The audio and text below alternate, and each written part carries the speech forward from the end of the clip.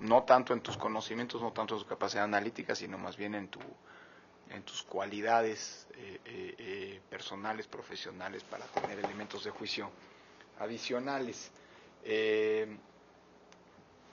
Yo me arrancaría, tenemos 20 minutos, me arrancaría preguntándote cuál a lo largo de conoces la materia electoral, ahí está tu trayectoria en este ámbito.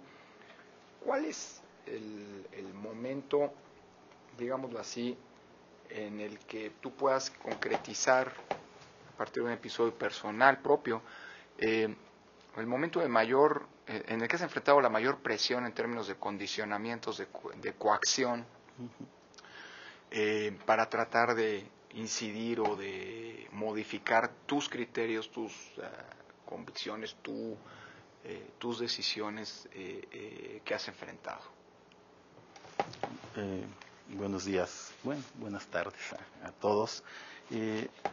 Un tema en el que, como se desprende de mi currículum, en los cuales trabajé mucho tiempo en lo electoral, es el registro de electores. Uno de los temas que yo veía ahí como responsable del área jurídica, concretamente de emitir opiniones o dictámenes sobre la procedencia de adecuaciones de límites cartográficos.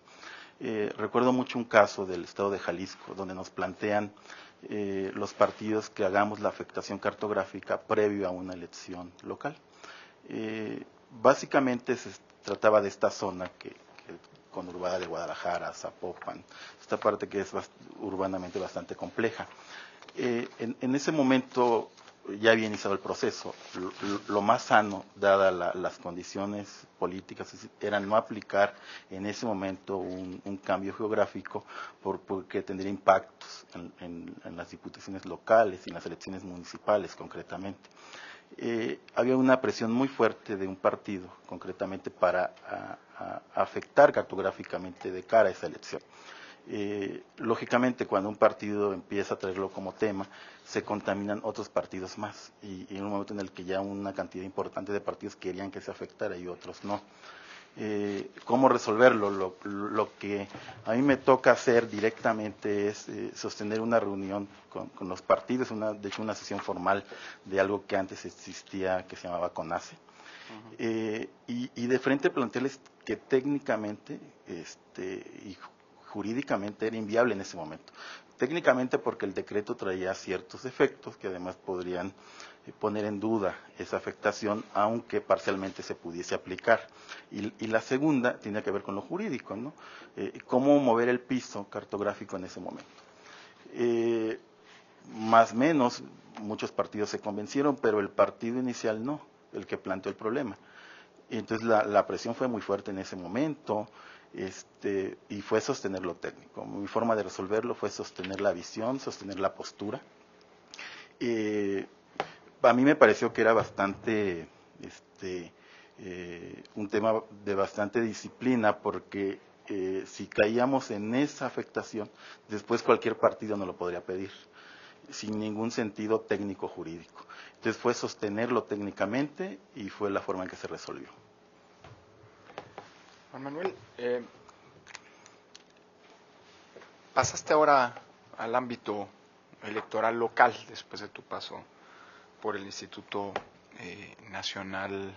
Federal Electoral. ¿Cuál es, desde tu punto de vista,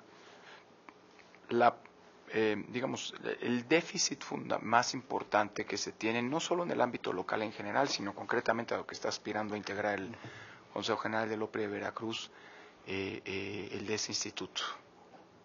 El problema fundamental que tú observas y cómo, a partir de, de tu experiencia o de tus habilidades, déjame llamarlo así, podrías contribuir a enfrentarlo si fueras consejero. Sí. En mi último año de trabajo y para la organización de las elecciones del Estado de México, yo creo que un problema desde mi óptica que implicó fue el embonamiento o la armonización de las normas federales con las normas locales y la conversión de un órgano local que venía con una inercia y con una forma de organizar elecciones frente a nuevas reglas. Creo que fue un tema, yo lo viví al ingreso de ese cambio como un tema cultural bastante fuerte, porque el primer comentario era, ya el INE viene a imponer sus métodos, sus decisiones, etcétera, pero también había un tema de cultura política. También sentían que habían perdido el control de las elecciones y que la legislación federal les había robado de alguna forma la soberanía en esos procesos. Entonces, culturalmente todos los funcionarios tenían como esa visión. Entonces, en un primer momento fue bastante complejo cómo hacer que los diseños que hacía el Consejo General del INE pudieran ser entendidos por los actores políticos regionales y además apoyados y se pudieran implementar. Fue complejo, pero creo que en lo que cabe para el Estado de México fue una elección ordenada, dada la complejidad geográfica que tiene. Sí fue bastante complejo, por ejemplo, casilla única, o fue bastante complejo el tema de recolección de paquetes electorales, o el tema de la capacitación. Yo ahí centraría parte de los problemas, cómo embonar los diseños de este Consejo General frente al Consejo Local. Pero en el caso de Veracruz en específico, porque esos son problemas que tuviste en el caso del Estado de México, de tu experiencia en el Estado de México, en el caso de Veracruz, ¿dónde ves los problemas principales? Yo, desde mi perspectiva que he revisado en estos días, yo veo en el OPLE de Veracruz como una necesidad de fortalecimiento intrainstitucional. Tuve oportunidad de revisar la estructura orgánica, tuve oportunidad de revisar cuáles han sido las finanzas y la seguridad presupuestal que han tenido en los últimos 6-7 años. Yo veo ahí como un tema importante lograr estabilidad presupuestal y dar orden al tema de la presupuestación. Y otro es revisar cómo se organiza internamente el órgano. Yo creo que eso desde mi perspectiva, es un problema que hay que llegar a atender para el Estado de Veracruz. Tengo claro que los niveles de complejidad geográfica de mi estado son similares, parecidos a los del Estado de México por la dispersión territorial. Sí creo que hay que hacer algo que en la administración pública moderna se llama un café diferente para las regiones, no puede ser un café igual para todos. Y en ese sentido, que es otro esfuerzo de planeación de la elección local, tomado con base en las circunstancias de las regiones del Estado de Veracruz. Okay. A ver, me parece muy interesante esta última parte. Mencionaste 4 temas: estructura orgánica, finanzas, organización interna. Pero no nos dices qué está mal. ¿Qué es lo que te preocupa de la estructura orgánica? ¿Su eficiencia? ¿O cómo valoras estas acusaciones públicas que se hacen de sus posibles sesgos partidistas o vinculaciones con gobiernos y demás? Y en ese sentido, ¿qué harías como consejero electoral? Correcto. Me refiero concretamente al diseño institucional y competencial interno. Yo de lo que observo, o de lo que se puede observar de revisar su reglamento interior, su estructura orgánica y algunos lineamientos internos, puedo ver en un primer momento que no hay una estructura diseñada conforme a las técnicas de la administración pública.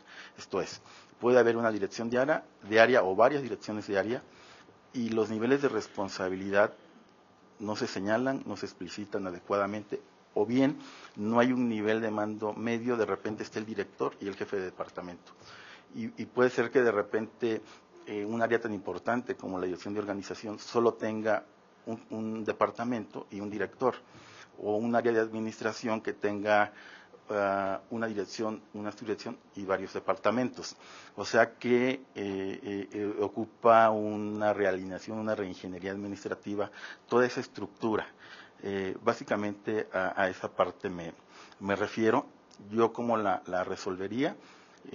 Yo sin duda alguna haría un plan de trabajo que incluyera desde el diagnóstico de la situación, las alternativas que hubiera de solución para ese problema, y 3, qué áreas son sustantivas y definitivas para organizar de cara además a la elección de gobernador del año que entra.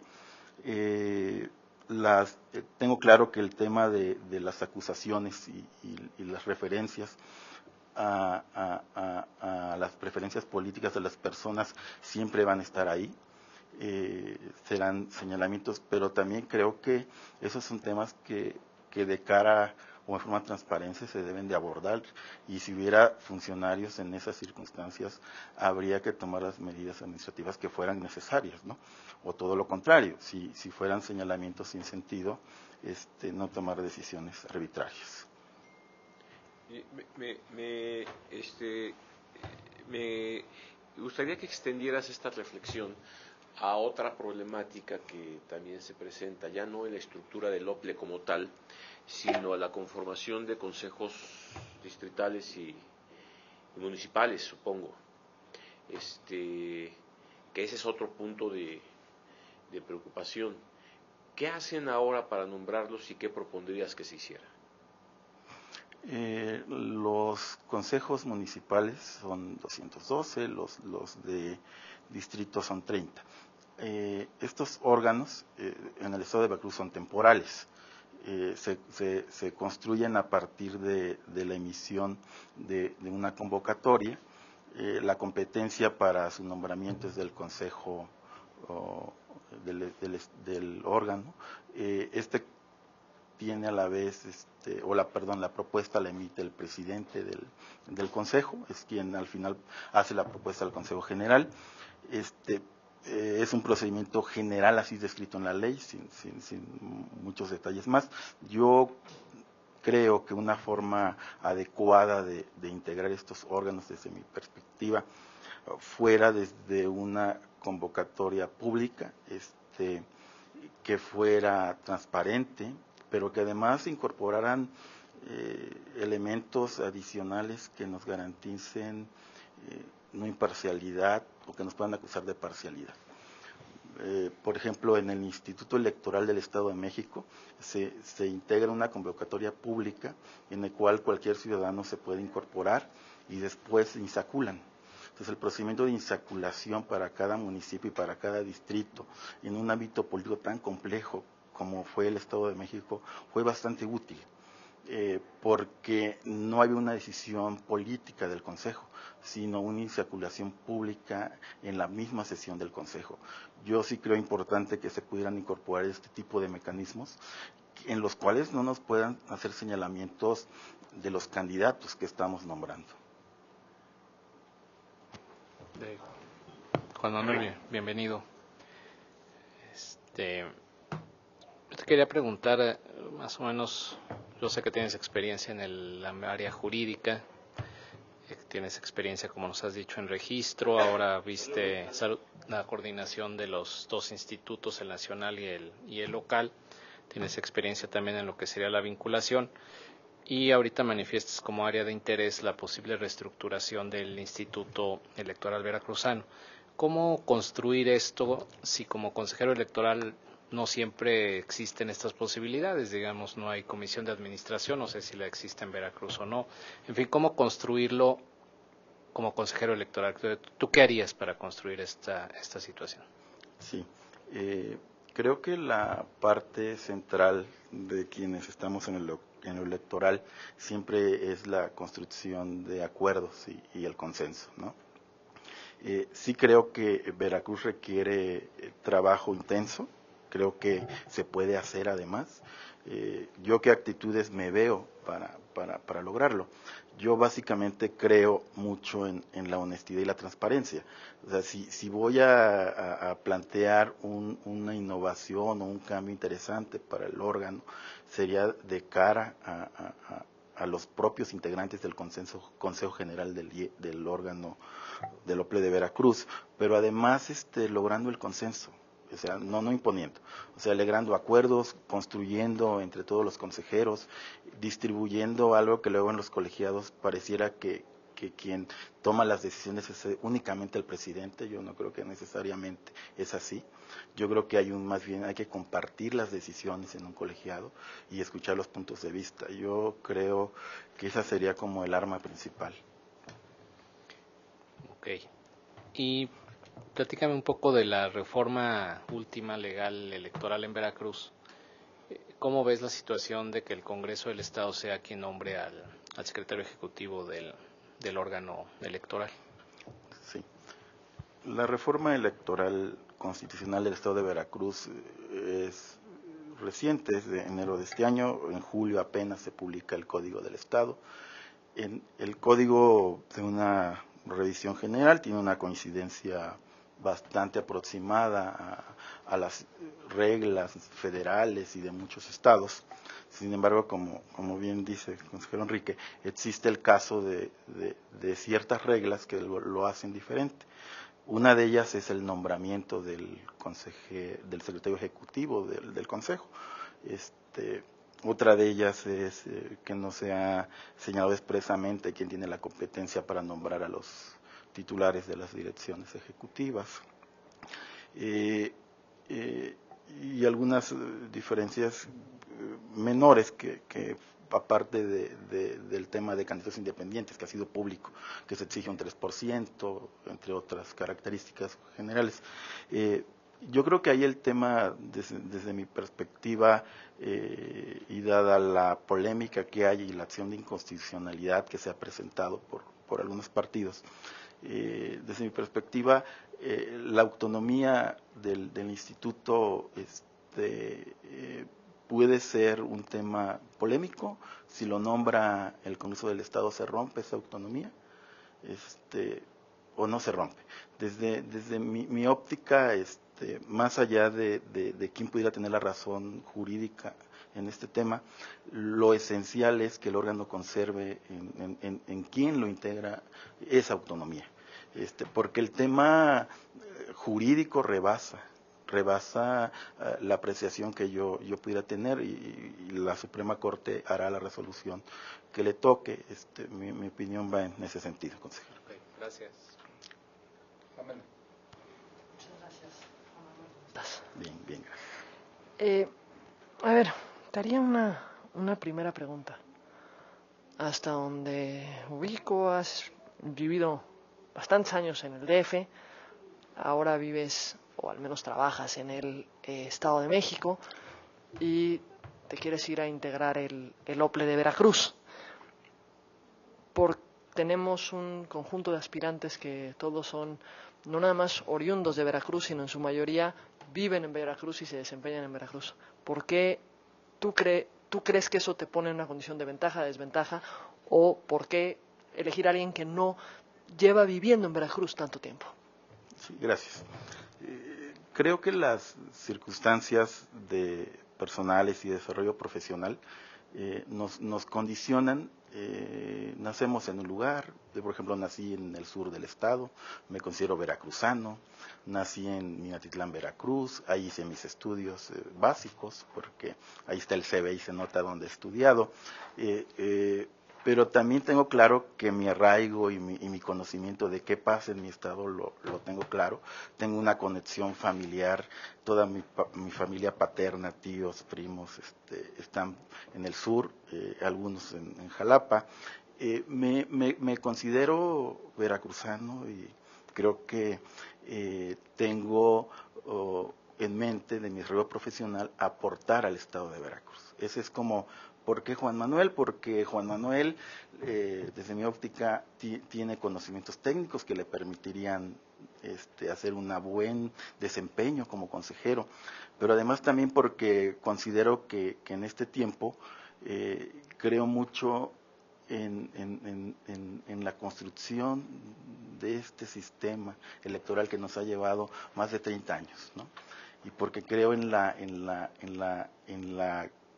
transparencia de acción frente a la ciudadanía, y porque sí creo que que además de lo técnico que he referido y ese actuar que pudiera yo presumir transparente, pero también porque me gusta ser honesto en el manejo de recursos públicos. O sea, no me veo yo haciendo un uso indebido de dinero de todos nosotros. O sea, ese es como para mí también muy importante la honestidad en el manejo del dinero. Por eso diría que como veracruzano me sentiría muy orgulloso de ser o integrar este OPLE.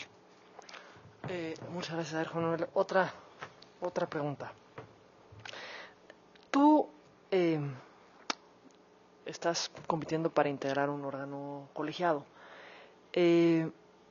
¿Tú qué valor le otorgas al desempeño individual de un consejero dentro de un cuerpo colegiado? Para mí un consejero debe ser una persona abierto a la crítica, abierto a que haya señalamientos fuertes en temas políticos, y más si es para la repartición del poder. Creo que muchos más temas serán complejos en los señalamientos. Yo creo que el tolerar la crítica, yo creo que es una de las principales características, el individual, que un consejero debe tener. La otra es como de mente abierta, o sea, ante un problema, ¿qué alternativas hay? ¿No? O sea, esto es pluralidad de alternativas, o sea, no, para mí no centrarte en una única solución o en la única solución que nosotros pudiésemos estar pensando, porque un colega de uno podría tener una mejor solución para un problema y creo que es válido poderla adoptar sin ningún problema. Desde esta óptica, para mí, creo que la última que yo diría muy importante es el trabajo en equipo, ¿no? O sea, trabajar en equipo, no verte, no eres un individuo queriendo administrar un órgano, ¿no? Eres un colegiado, y un colegiado somos todos, y como tales tendríamos que escuchar la voz de todos, ¿no? Yo diría esas 3 características esenciales para un buen consejero. Pues Juan Manuel, muchísimas gracias. ¿Alguien más? No. Muchas gracias. No, felicidades, un gusto verte por acá de vuelta, y mucha suerte. Gracias. Hasta luego. Gracias, Juan Manuel. Gracias.